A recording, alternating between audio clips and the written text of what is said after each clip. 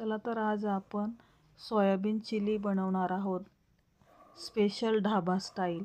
खूप छान लागते खायला आणि झटपट होते. तर चला आपण आता तयारी करूया.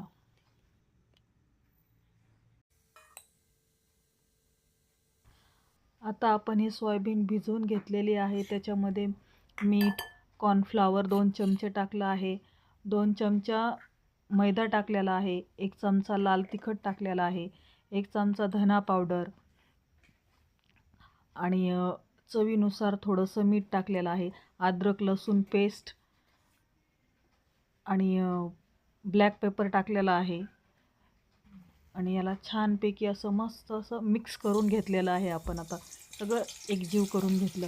आता याला आपलं तेल गरम झालेलं आहे. तेलामध्ये छानपैकी याला मस्त लालसर होईपर्यंत तळून घ्यायचं आहे. तुम्ही बघू शकता आपली सोयाबीन चंक्स हे तयार झालेले आहेत.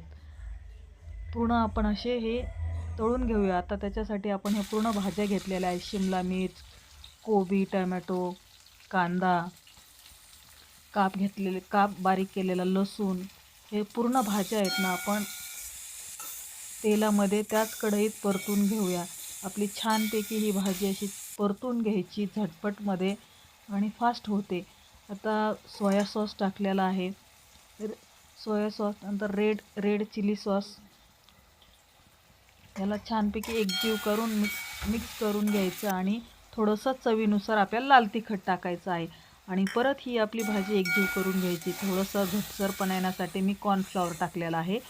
1 चमचा पाणी टाकून थोडंसं, म्हणजे आपली ग्रेव्ही आहे ना खूप छान होते सोयाबीन चिल्लीची. आणि आपली आता तुम्ही बघू शकता आपली ग्रेव्ही आणि छान भाजी पण मस्त झालेली आहे. आता त्याच्यामध्ये आपण हे सोया चंक्स घालणार आहोत.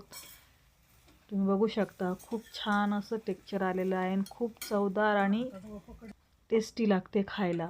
तुम्ही नक्की ट्राय करा. आता याच्यामध्ये आपण थोडीशी कोथिंबीर टाकणार आहोत आणि कांदा पात घेतली आहे मी बारीक चिरून, ती टाकलेली आहे. आणि याला पूर्ण एकजीव मस्त असं मिक्स करून घ्यायचं. तुम्ही बघू शकता ही आपली सोयाबीन चिल्ली स्पेशल तयार आहे. तुम्ही नक्की ट्राय करा. त्याच्यावरती आपण थोडे थोडे असे तीळ टाकलेले आहेत. लाईक करा, शेअर करा, सबस्क्राईब करा आणि रेसिपी नक्की ट्राय करा. थँक्यू.